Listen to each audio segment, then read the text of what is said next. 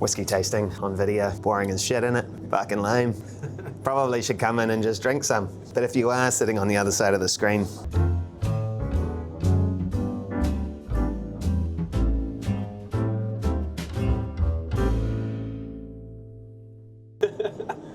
That's good. fucking better be, John. That's that warming spice. It just keeps on giving. Yeah. It's not like an aggressive, bitey spice. It's just kind of, just pleasantly, just warming us up on it. Yeah.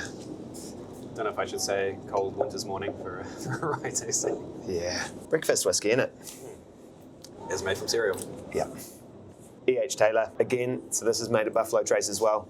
Colonel E.H. Taylor, huge figure for bourbon in general. Obviously a military man, but making whiskey, really unhappy with the lawlessness of it, uses all of his connections in government to say we need to regulate and control this in a way that makes American whiskey in general world class, right? So memory serves, he went to Scotland, studied the way that they had done it, a few of the big distilleries over there. Yeah. Tried to bring that back to really just level up the game. So yeah, and he came back, essentially created bonded warehouses, federally controlled. So a guard sits on the door with the keys and your barrels go inside, and if you want to go inside and check them, the guard needs to let you in.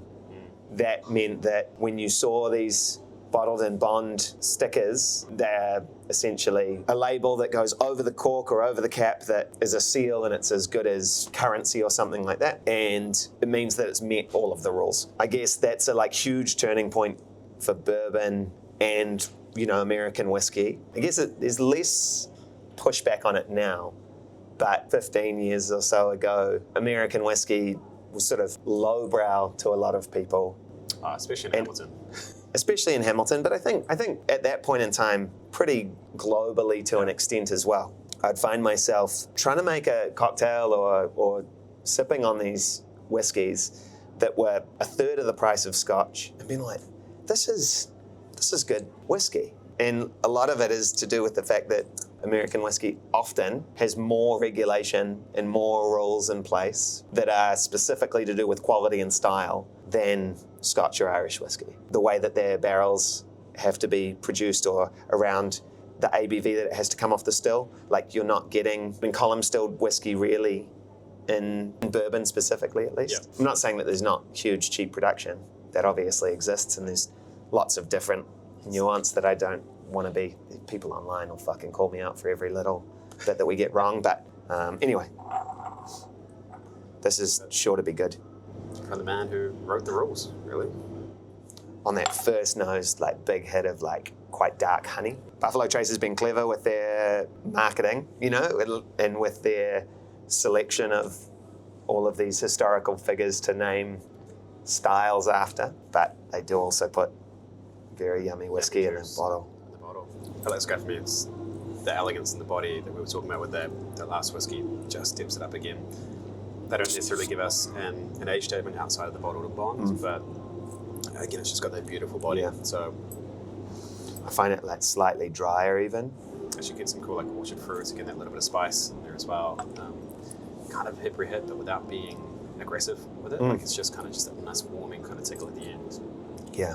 That is a whiskey I could sit by the fire and just kind of just sit with. Yeah, you don't want to have one of these open near you. I'm getting some of that almost marshmallowy thing that you sometimes get with some of these American whiskeys, which again, these sweet kind of candied flavors, which there's no sugar in any of these bottles. There's no sugar in any of those bottles. It's just perception of sweetness, right? Yeah, wonderful.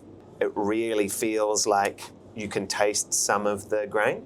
It's really well pronounced, like the rye character and some of the corn, more so than in some of them where maybe the wood dominates slightly. I think that the balance in that's really good. So. Yeah, I think deceptively complex, as silly as it might sound, where it's up front, it's rye whiskey, it's cool. But then, again, you start, you take a minute, and just more of those layers, more of those flavors come out. Yeah, it's great. It's yummy.